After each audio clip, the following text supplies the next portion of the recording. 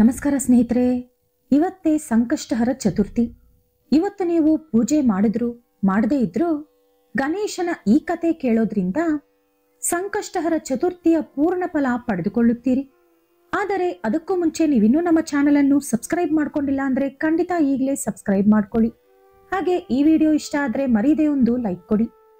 ಪೂರ್ವದಲ್ಲಿ ಕಮಲಾಪುರ ಎಂಬ ಸುಂದರವಾದ ರಾಜ್ಯವಿತ್ತು. ಆ ರಾಜ್ಯವನ್ನು ಶೂರಸೇನ ಎಂಬ ರಾಜ ಆಳುತ್ತಿದ್ದ. ಅವನ ಆಳ್ವಿಕೆಯಲ್ಲಿ ಜನರು ಸುಖ ಸಂತೋಷದಿಂದ ಬದುಕುತ್ತಿದ್ದರು.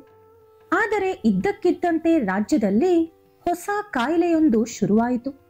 ಆ ಕಾಯಿಲೆ ಬಂದವರಿಗೆ ಮೊದಲು ಮೈಯೆಲ್ಲ ಕೆಂಪು ಮಚ್ಚೆಗಳು ಹುಟ್ಟಿಕೊಂಡು ತೀವ್ರವಾದ ಜ್ವರ ಬಂದು ಕೆಲವೇ ದಿನಗಳಿಗೆ ಮೃತಪಡುತ್ತಿದ್ದರು.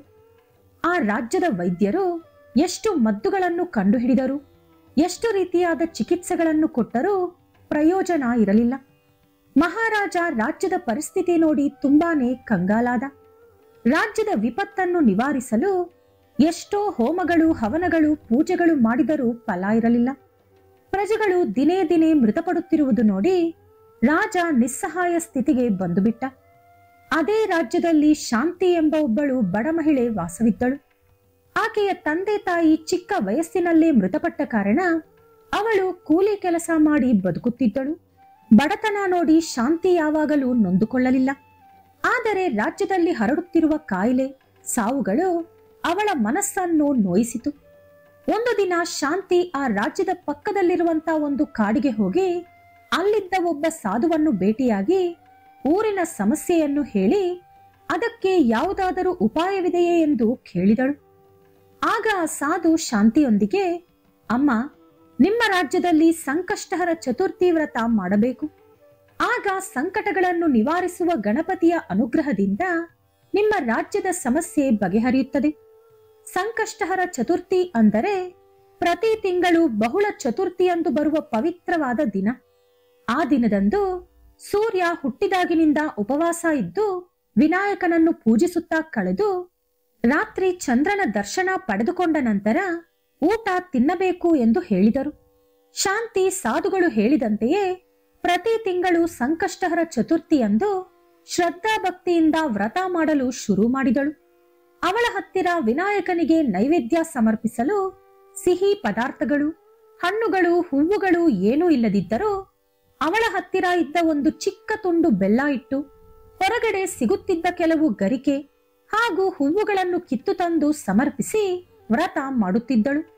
ಒಂದು ವರ್ಷದ ಕಾಲ ಶಾಂತಿ ಇದೇ ರೀತಿ ಶ್ರದ್ಧಾ ಭಕ್ತಿಯಿಂದ ಸಂಕಷ್ಟಹರ ಚತುರ್ಥಿ ವ್ರತ ಮಾಡಿದಳು. ಇದು ಹೀಗಿರುವಾಗ ರಾಜ್ಯದಲ್ಲಿ ಕಾಯಿಲೆ ವಿಪರೀತವಾಗಿ ಬೆಳೆದು ಹೋಗಿ ಮಹಾರಾಜ ಶೂರಸೇನನಿಗೂ ಕೂಡ ಕಾಯಿಲೆ ಬಂದಿತು. ಆ ರಾಜ್ಯದ ವೈದ್ಯರು, ಸುತ್ತಮುತ್ತಲಿನ ರಾಜ್ಯಗಳ ವೈದ್ಯರು ಬಂದು ಮಹಾರಾಜನಿಗೆ ಚಿಕಿತ್ಸೆ ಕೊಟ್ಟರೂ ಕೂಡ ಯಾವ ಫಲ ಇರಲಿಲ್ಲ. ದೃಢವಾಗಿ ಭೀಮನಂತ ಮೈಕಟ್ಟು ಹೊಂದಿದ್ದ ಶೂರಸೇನ ಕಾಯಿಲೆ ಬಂದ ನಂತರ ಬಡಕಲಾಗಿ ಹಾಸಿಗೆ ಹಿಡಿದು ನೋವು ತಡೆಯಲಾಗದೆ ಅವನ ಪ್ರಾಣ ಹೋಗುವ ಕ್ಷಣಕ್ಕಾಗಿ ಎದುರು ನೋಡುತ್ತಿದ್ದ. ಆ ವಿಷಯ ರಾಜ್ಯದಲ್ಲಿ ಎಲ್ಲರಿಗೂ ಕೂಡ ತಿಳಿಯಿತು. ಹಾಗಾಗಿ ಶಾಂತಿ ಈ ಸಲ ಮಹಾರಾಜನ ಆರೋಗ್ಯ ಚೇತರಿಸಬೇಕು ಎಂಬ ಸಂಕಲ್ಪದಿಂದ ಸಂಕಷ್ಟಹರ ಚತುರ್ಥಿ ವ್ರತ ಆಚರಿಸಿ ಪೂಜೆಯ ನಂತರ ಗಣಪತಿಯೊಂದಿಗೆ, ಸ್ವಾಮಿ, ಒಂದು ವರ್ಷದ ಕಾಲ ಶ್ರದ್ಧಾ ಭಕ್ತಿಯಿಂದ ನಿಸ್ವಾರ್ಥವಾಗಿ ನಿನ್ನ ವ್ರತ ಮಾಡಿದೆ. ಈಗ ಒಂದು ವರ್ಷದ ವ್ರತಫಲವನ್ನು ನನ್ನ ರಾಜ್ಯದ ಮಹಾರಾಜ ಹಾಗೂ ನನ್ನ ರಾಜ್ಯದ ಪ್ರಜೆಗಳಿಗೆ ದಾನ ಮಾಡುತ್ತಿದ್ದೇನೆ. ದಯವಿಟ್ಟು ಅವರ ಆರೋಗ್ಯ ಚೇತರಿಸಿಕೊಂಡು ಅವರ ಕಷ್ಟಗಳನ್ನೆಲ್ಲ ನಿವಾರಿಸು ತಂದೆ ಎಂದು ಬೇಡಿದಳು. ಆಕೆಯ ಪ್ರಾರ್ಥನೆ ಗಣಪತಿಯನ್ನು ತಲುಪಿತು. ಗಣೇಶ ಅವಳ ಕೋರಿಕೆ ಹಾಗೂ ನಿಸ್ವಾರ್ಥ ಭಕ್ತಿಯನ್ನು ಮೆಚ್ಚಿದರು.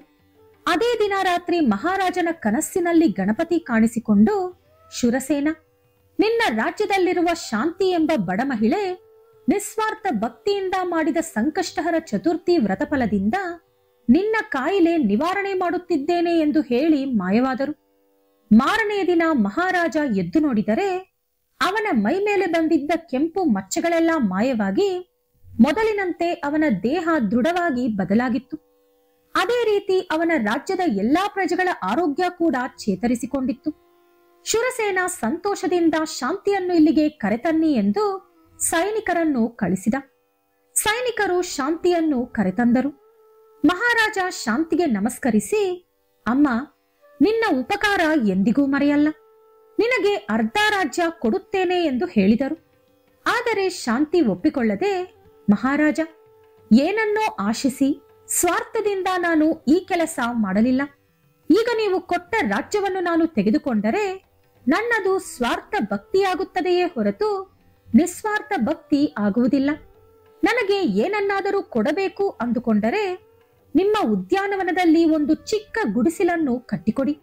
ನಾನು ಅಲ್ಲಿಯೇ ವಾಸವಿರುತ್ತಾ ಗಣಪತಿಯ ಮಹಿಮೆಯನ್ನು ಈ ರಾಜ್ಯದ ಪ್ರಜೆಗಳಿಗೆ ಹೇಳುತ್ತಾ ಬದುಕುತ್ತೇನೆ ಎಂದು ಹೇಳಿದಳು. ರಾಜ ಆ ಕೂಡಲೇ ಶಾಂತಿಗೆ ಒಂದು ಪುಟ್ಟ ಮನೆಯನ್ನು ಕಟ್ಟಿಸಿಕೊಟ್ಟ. ಶಾಂತಿ ಪ್ರತಿದಿನ ರಾಜ್ಯದ ಪ್ರಜೆಗಳಿಗೆ ಗಣಪತಿಯ ಕಥೆಗಳನ್ನು, ಮಹಿಮೆಗಳನ್ನು, ಸ್ತೋತ್ರಗಳನ್ನು, ಮಂತ್ರಗಳನ್ನು, ಸಂಕಷ್ಟಹರ ಚತುರ್ಥಿ ವ್ರತ ಮಾಡುವ ವಿಧಾನವನ್ನು, ಗಣೇಶ ಚತುರ್ಥಿ ಮಾಡುವ ವಿಧಾನವನ್ನು, ಹೀಗೆ ಗಣಪತಿಗೆ ಸಂಬಂಧಿಸಿದ ಎಲ್ಲವನ್ನೂ ಹೇಳುತ್ತಾ ಇದ್ದಳು. ಆ ರಾಜ್ಯದ ಪ್ರಜೆಗಳು ಪ್ರತಿ ತಿಂಗಳು ತಪ್ಪದೆ ಸಂಕಷ್ಟಹರ ಚತುರ್ಥಿ ಆಚರಿಸಲು ಶುರು ಮಾಡಿದರು. ರಾಜ್ಯದ ಎಲ್ಲಾ ಪ್ರಜೆಗಳು ಹಬ್ಬ ಮಾಡುತ್ತಿದ್ದುದರಿಂದ ಆ ರಾಜ್ಯದಲ್ಲಿ ಯಾವುದಕ್ಕೂ ಕೊರತೆ ಇರದೆ ರಾಜ್ಯ ಸುಂದರವಾಗಿ ಹಚ್ಚ ಹಸುರಾಗಿ, ಪ್ರಜೆಗಳು ಆರೋಗ್ಯವಾಗಿ, ಆಧ್ಯಾತ್ಮಿಕವಾಗಿ, ಸಂತೋಷವಾಗಿ, ಐಶ್ವರ್ಯವಂತರಾಗಿ ಬದುಕಿದರು. ಈ ವಿಡಿಯೋ ಇಷ್ಟ ಆದರೆ ಲೈಕ್ ಮಾಡಿ, ಶೇರ್ ಮಾಡಿ. ಇಂತಹ ಹೆಚ್ಚಿನ ಉತ್ತಮ ಕಥೆಗಳಿಗಾಗಿ ತಪ್ಪದೇ ನಮ್ಮ ಚಾನೆಲ್ ಅನ್ನು ಸಬ್ಸ್ಕ್ರೈಬ್ ಮಾಡ್ಕೊಳ್ಳಿ. ನಾಳೆ ಮತ್ತೊಂದು ವಿಡಿಯೋದೊಂದಿಗೆ ಪುನಃ ಭೇಟಿಯಾಗೋಣ. ಧನ್ಯವಾದಗಳು.